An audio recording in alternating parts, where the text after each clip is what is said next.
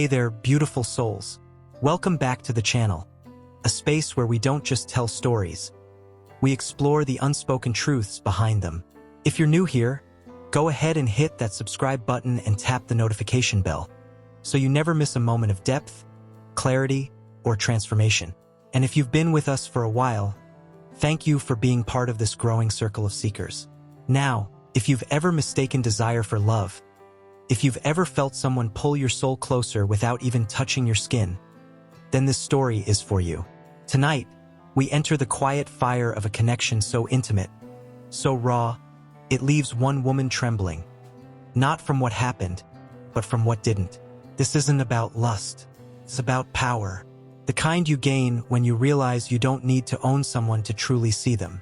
So settle in, open your heart, and let's begin.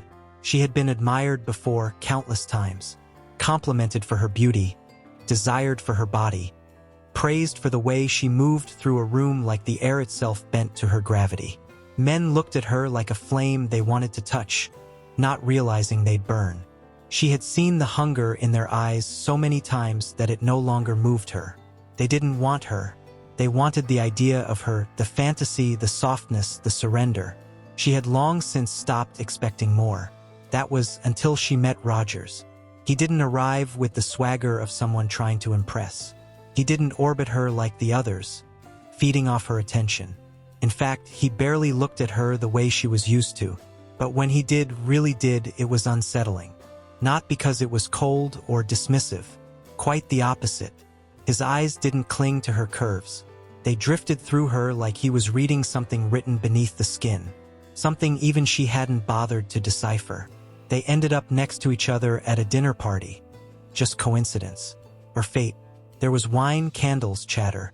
She played her part as she always did. Witty, warm, slightly guarded. But he didn't engage the way most men did. Instead, after a long silence between bites, he asked her gently, "What part of yourself do you hide because you think no one can love it?"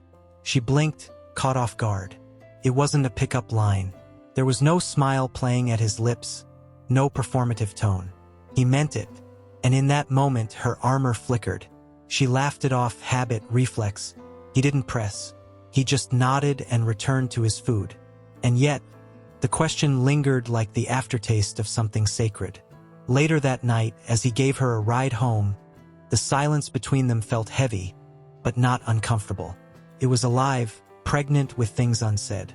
At a red light, he leaned closer, not in the way men do when they're calculating the moment to kiss. He didn't reach for her face. He didn't even look directly at her. He just whispered into her ear, voice low and steady. "If I touched you now, you'd think it's about sex, but it's not. It's about reminding you you're more than a body craving heat. You're a soul starving for recognition." Her pulse quickened. Her breath caught. That wasn't seduction. That was awakening. He continued, slowly, deliberately. His words were like fingertips against skin, but not the kind that sought to undress flesh. He said he would strip her, but not of her clothes. He would peel away every performance she had learned to play, every mask she wore to survive, every carefully curated version of herself she believed men would find worthy. He would make her stand bare, not before him but before herself. He said, "I want you to feel what it's like to be fully seen, not wanted, not taken, seen." Her heart raced, her skin tingled. She didn't know whether she wanted to kiss him or cry. For the first time in years, her desire wasn't laced with fear or performance. It wasn't about proving her worth. It was about being. And then he said it, soft, final, and devastatingly true. "You don't need to be taken. You need to be set free." By then, she was trembling. Every part of her longed to reach for him, to pull him in, to make the moment physical, to finally feel something that matched the fire he had lit within her. But before she could speak, he turned, looked at her with a calm she had never known in a man, and whispered one last thing. "Desire is not the enemy, but slavery to it is." And just like that, he stepped out of the car and walked away. In that stillness, in that impossible silence where heat had built but never released, she realized something profound. He could have had her body, easily. But he chose instead to give her something far rarer: clarity. Desire is a flame that will consume you unless you hold it with an open hand. He is most powerful who has power over himself. Rogers wasn't playing with her. He wasn't being cruel or withholding or manipulative. He was teaching, showing, guiding, that the truest intimacy isn't always in taking, but sometimes in letting go, in choosing peace over possession. In a world that tells us to chase what we crave, Rogers shows us something different. The ability to pause at the edge of pleasure and say no is not a weakness. It's power. It's clarity. It's freedom.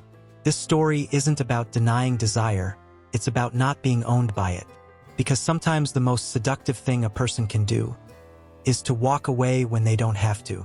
And just like that, he was gone. But in his absence, he left her something more enduring than touch. The echo of her own truth.